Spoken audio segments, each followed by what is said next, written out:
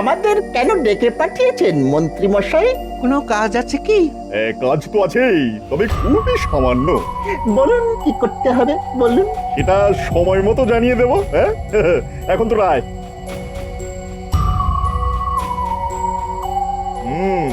সব দিক আট ঘাট বেঁধে তবেই নামতে হবে। দেখি দেখি আবার কি করে পার পায় ওই গোপাল ভাঁড়। আরে এসো এসো এসো। কিছু কি ভেবেছেন? ভেবেছি মানে চিন্তা ভাবনা মতো কাজও শুরু করে দিয়েছি। হ্যাঁ, তাই নাকি? পরিকল্পনাটা একটু খুলে বললে হয় না? হ্যাঁ, এবারে শোনো, আমাদের রাজ্যে যেসব বিদেশিরা ব্যবসা করতে আসে তাদের শিখিয়ে দিতে হবে যে কি শেখাবেন মন্ত্রী মশাই? তারা মহারাজের কাছে গিয়ে বলবে যে কৃষ্ণনগরে ব্যবসা করার জন্য গোপাল তাদের কাছ থেকে লভ্যাংশ চাইছে। হ্যাঁ, আর এই জন্য তাদের এখানে ব্যবসা করতে অসুবিধা হচ্ছে। আচ্ছা, ব্যবসায়ীরা এই কথা বললে মহারাজ বিশ্বাস করবেন? বিশ্বাস করাবার জন্য কতগুলো ঘটনা ঘটাতে হবে। হ্যাঁ, আর সেই কাজ আমি ইতিমধ্যেই শুরু করে দিয়েছি। তোমরা শুধু দেখে যাও, আর সময় এলে আমার কথায় সায় দিয়ে যাও, ব্যাস এতেই হবে। শুধু সয় কেন, আপনি যা বলবেন আমরা তাই করব, কেননা গোপালের এই মাতব্বরি আর সহ্য হচ্ছে না। বুঝলে পুটির বাবা, ভালো দেখে একটা ধান জমি কেনার স্বাদ আমার বহুদিনের। শুধু অর্থের অভাবে সেই স্বাদ এতদিন পূর্ণ হচ্ছিল না। সে তো আমি জানি কত কষ্ট করে টাকা কটা জমিয়েছো, আর আমারও সন্ধানে এই জমিটা ছিল। এখন ভগবানের দয়া সবকিছু পাকা হলেই মঙ্গল। আচ্ছা, জমিটার কত দূরে? এই তো প্রায় এসে গেছি। ওই দেখো জমি দেখা যাচ্ছে। আসুন আসুন গোপাল বাবু। আপনি আমাকে চেনেন? শুধু আমি কেন, আপনার মতন মানুষকে সারা কৃষ্ণনগর চেনে। আসুন, জমিটা দেখে নিন। দেখুন, আমি শুধু পাত পেড়ে ভাত খেতে পারি, কিন্তু ভাতের নেপথ্যে ধান বা ধানের জমির ব্যাপারে আমার কিন্তু বিন্দু বিসর্গ জ্ঞান নেই। পুটির বাবা বলেছে ভালো, তাই দেখতে চলে এলাম। তাহলে আমার জমির ব্যাপারে আমি বলি। জমি আমার খুবই উর্বর, একেবারে দু ফসলা, আর বিঘা প্রতি ধানের ফলন এই অঞ্চলে সব জমির থেকে ভালো। তাহলে বেচছেন কেন? আসলে একটু টাকার দরকার পড়েছে, তাই পুটির বাবা বলেছিল আপনি নাকি 2 বিঘা নেবেন। হ্যাঁ, দুটি মাত্র প্রাণী আমরা, তাই 2 বিঘাই যথেষ্ট। এই নিন অগ্রিম বাবদ কিছু টাকা। এরপর সময় মতো একদিন এসে বাকি টাকা দিয়ে কাগজপত্র তৈরি করে নিয়ে যাব। ঠিক আছে, ওসব নিয়ে আপনাকে ভাবতে হবে না। আচ্ছা মহারাজ, গোপালকে আজ রাজসভায় দেখছি না কেন? গোপাল আর ছুটি নিয়ে একটা বিশেষ কাজে অন্য গ্রামে গেছে। কি কাজ কিছু বলে গেছে কি? না, কি কাজ সেটা কিছু বলে যায়নি, তবে এটুকু বলে গেছে যে ফিরতে সন্ধে হয়ে যাবে, তাই আজ আর রাজসভায় আসবে না। গোপাল বাড়ি নেই, এই সুযোগটাকেই কাজে লাগাতে হবে। কিন্তু মহারাজ, রাজকার্যের কিছু ব্যাপারে কথা বলার জন্য গোপালকে যে আমার খুবই দরকার ছিল। দরকার ছিল তা সে কথা আগে বললেই পারতে, তাহলে গোপালকে আজ আর ছুটি দিতাম না। খুবই মুশকিল হয়ে গেল মহারাজ, মানে গোপাল ছাড়া আজকের সভা তো তাহলে অসম্পূর্ণ থেকে যাবে। তাহলে আর কি করা যাবে, আজকের মতো রাজসভা ছুটি দিয়ে দিচ্ছি। আমার শরীরটাও আজ তেমন ভালো নেই। তোমরা আজ সকলে এসো। এক্ষুনি এই সুযোগটাকে কাজে লাগাতে হবে। ঠিক আছে, আজকের মুলতুবি সভা না হয় কালকেই হবে।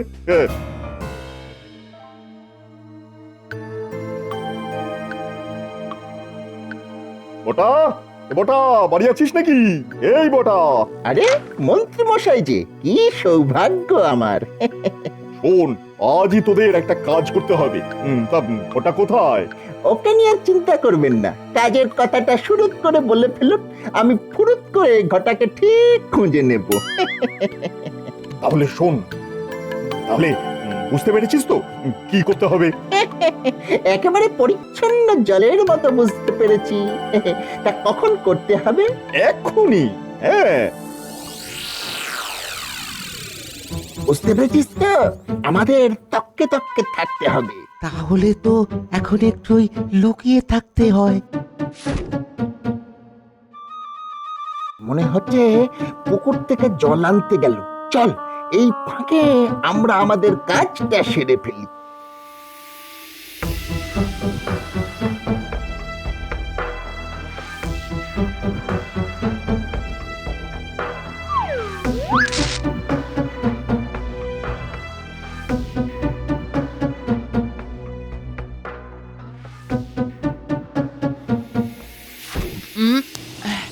আরে আরে আরে পায়ে একটা কি ঠেকলো না? এটা তো কাপড়ের একটা ছোট পুটলি। ভেতরে কিছু আছে মনে হচ্ছে।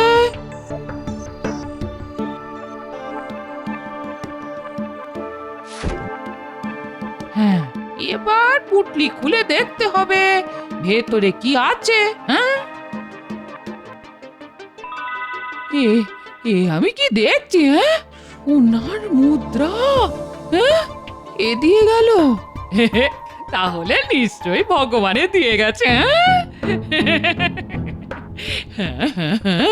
ভগবান ছাড়া আমায় কে দেবে?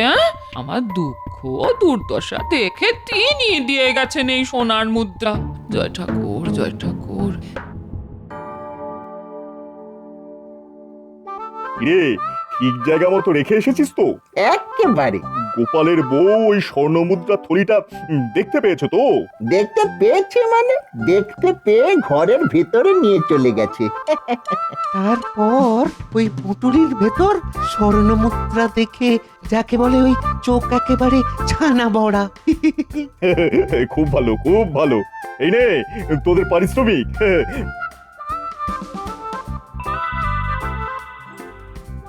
পরে আবার তোদের ডেকে নেব। ঠিক আছে মন্ত্রী মশাই।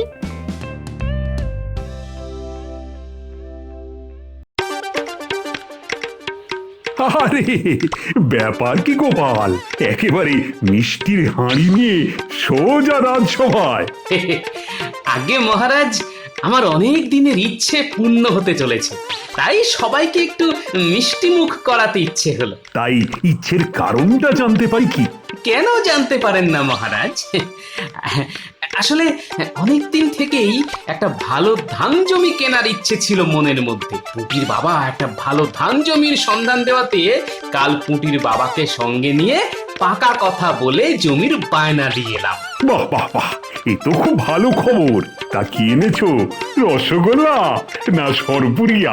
আগে ওই ভোলা ময়রার দোকানের গরম রসগোল্লা। তাহলে দাও দাও, সকলকে মিষ্টি মুখ করাও।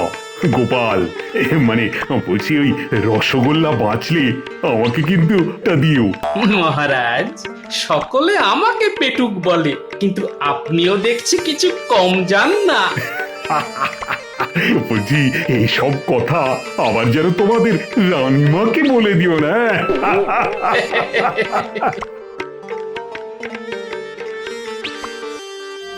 তাহলে বুঝতে পারলেন তো আমাদের কি করতে হবে? হ্যাঁ, সে তো বুঝতেই পারলাম, কিন্তু গোপাল তো আমাদের এসব কিছু বলেনি। গোপালের নামে এত বড় একটা মিথ্যে বলবো? বলতে পারবে না, তাই তো?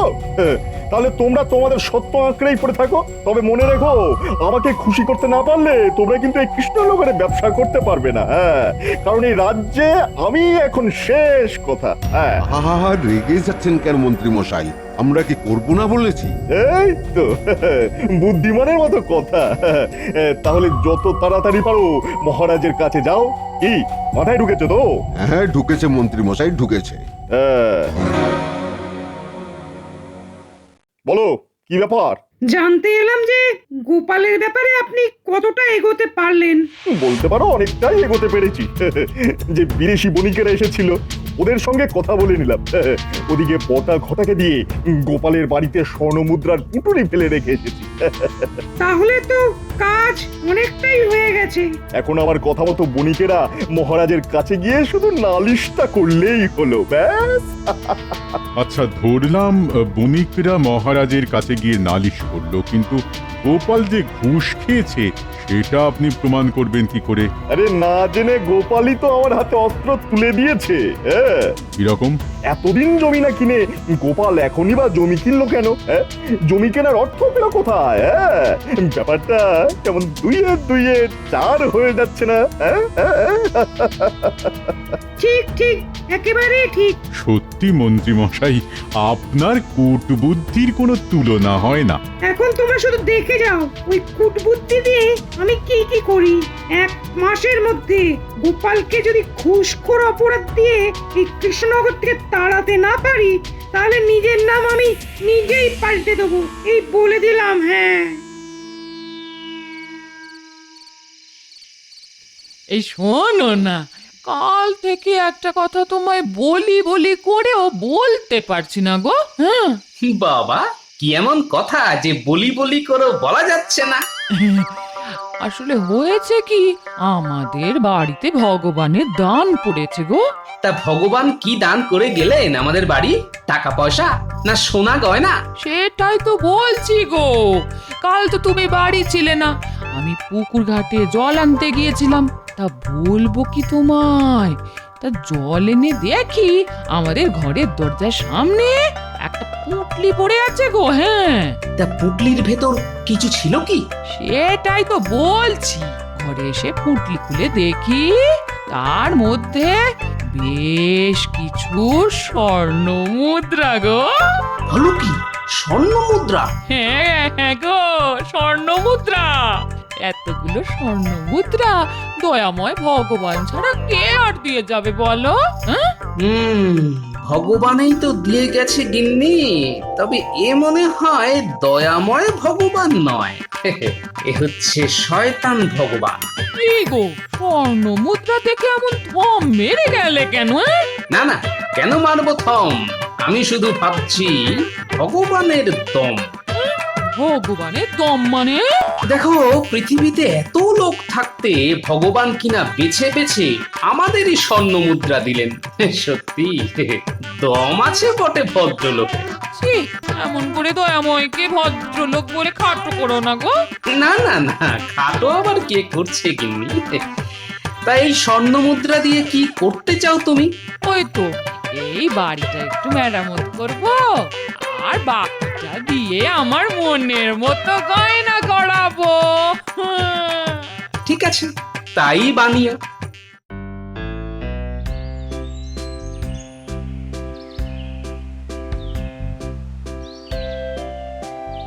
মহারাজ, দুজন বণিক আপনার সঙ্গে দেখা করতে চায়। বণিক? ঠিক আছে, নিয়ে এসো।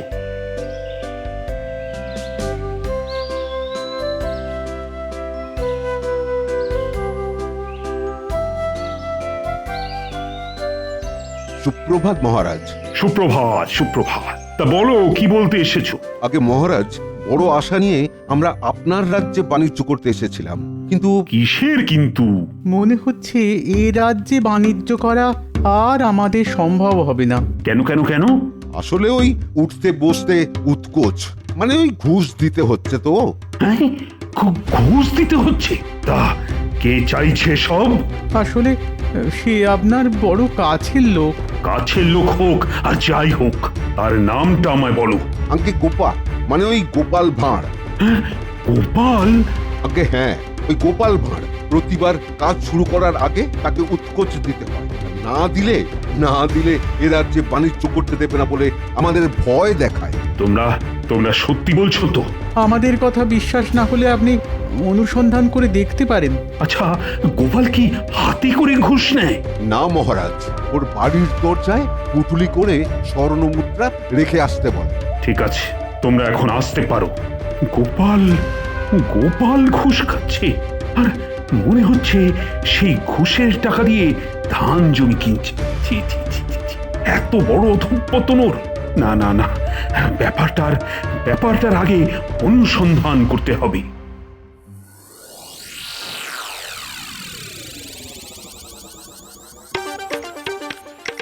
আমার বাড়িতে কে গোপনে স্বর্ণ মুদ্রা রেখে গেল সেটা জানতেই হবে।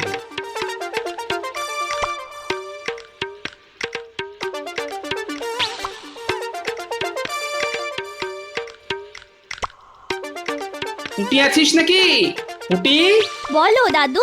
শোন, তোদের একটা কাজ করতে হবে। কি কাজ গো দাদু?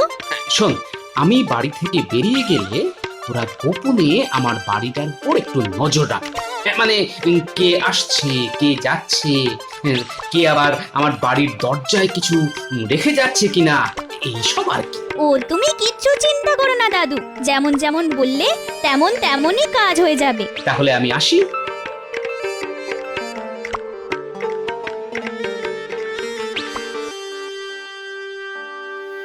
কাজ সেরে এসেছি মন্ত্রী মশাই। আপনার কথা মতো মহারাজের কাছে গিয়ে গোপালের নামে বিষ ঢেলে এসেছি। বাহ বাবা, খুব ভালো কাজ করেছো। বাহ বাহ। আমরা তো আপনার কথা মতো কাজ করে এলাম, এবার আমাদের দিকটা আপনি দেখবেন তো মন্ত্রী মশাই। যাতে করে কর ফাঁকি দিয়ে এখানে ব্যবসা করা যায়। হবে হবে, সব হবে। আগে তো উৎকোচের দায় গোপালকে উৎখাত করি, তারপর একে একে শুরু হবে আমার খেলা।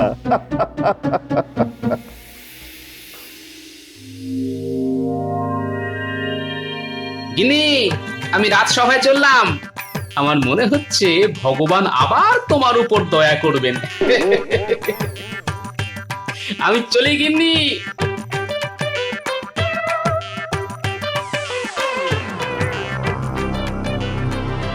উফ, কি মশারে বাবা, এই কামড়ের কি জ্বালা।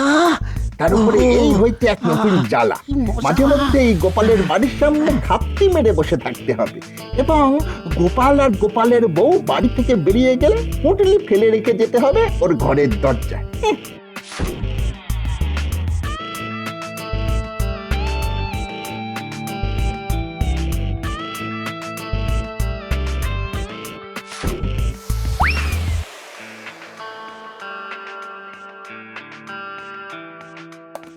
এ আপনি কি বলছেন মহারাজ? বিদেশি বণিকদের কাছ থেকে গোপাল ঘুষ খাচ্ছে? বণিকরা তো সে কথাই বলে গেল। কিছু মনে করবেন না মহারাজ, কিছুদিন ধরেই গোপালের চালচলনে আমারও কিছু কিছু সন্দেহ হচ্ছিল। হ্যাঁ, সন্দেহ হচ্ছিল? হ্যাঁ মহারাজ, সন্দেহ। আর সেই সন্দেহ আরো বেড়ে গেল যখন ও জমি কিনলো। হ্যাঁ, আচ্ছা মহারাজ, দুম করে গোপাল এতগুলো টাকা পেল কি করে? হ্যাঁ, শোনো মন্ত্রী, তুমি আর আমি গোপালের বাড়ির সামনে দাঁড়িয়ে থাকবো। তাহলে কাল সকালে বটা ঘটাকে আরো কিছু স্বর্ণ মুদ্রা দিয়ে গোপালের বাড়ি ফেলে রেখে আসতে বলতে হবে। ঠিক আছে মহারাজ, ঠিক আছে।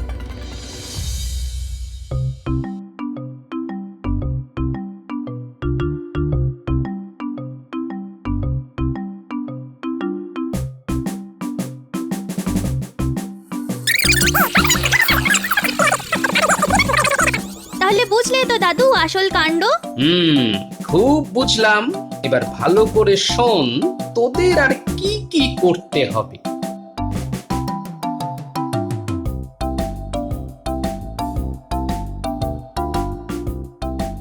এই তো দুইজনেই আছিস। শোন, খুব তাড়াতাড়ি গিয়ে এই পুটুলিটা গোপালের বাড়ির সামনে ফেলে রেখে আসতে হবে, বুঝলি? ঠিক আছে, আপনি চলে যান, আমরা ফেলে দিয়ে আসছি।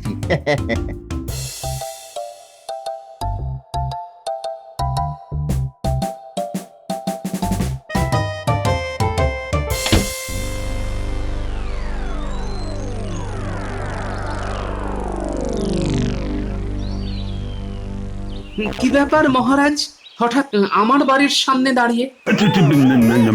না মানে বাবা, মন্ত্রী মশাইয়ের কথায় নেচে আমায় হাতে নাতে ধরতে এসেছেন তো? কিন্তু সেগুড়ে যে বালি মহারাজ। মানে অতি সরল। মন্ত্রী মশাইয়ের কথা মতো যারা আমার বাড়ির সামনে স্বর্ণ মুদ্রার পুটলি রেখে যায়, আজ তারাই বামাল সমেত নিজেদের ঘরে তালাবন্দি হয়ে আছে। যদি দেখতে চান তাহলে আসুন আমার সঙ্গে। ও কি কেটে পড়ছেন কেন? আপনাকে যে যেতে হবে আমার সঙ্গে।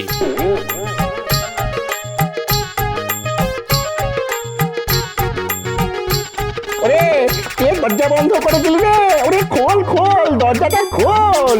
নে পুটি, দরজাটা খুলে দে। আমাদের কোনো দোষ নেই মহারাজ। এই নতুন মন্ত্রীর কথা মতো আমরাই গোপালের বাড়ির দরজায় স্বর্ণ মুদ্রার পুটুলি ফেলে এসেছি। ভগবান! আমাদের ছেড়ে দিন। 111 112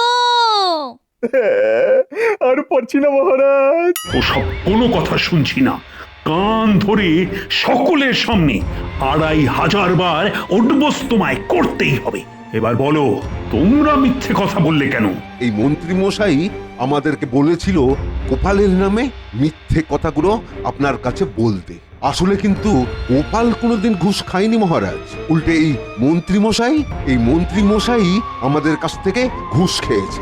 মন্ত্রী বলেছিল আর তোমরা বলতে চলে এলে? ঠিক আছে, ঠিক আছে, তোমাদেরও কান ধরে 1000 বার করে উঠবস করতে হবে। গুলটে, তুই এদেরটা গুনবি। একটু ভুলচুক হলে আবার নতুন করে গোনা। ক্ষমা করে দিন মহারাজ, ক্ষমা করে দিন। আগে তো উঠবস করো, তারপর দেখবো ক্ষমা না কারাগারে জমা। মন্ত্রী মশাই, তাহলে কে ঘুষ খায়, আমি না আপনি?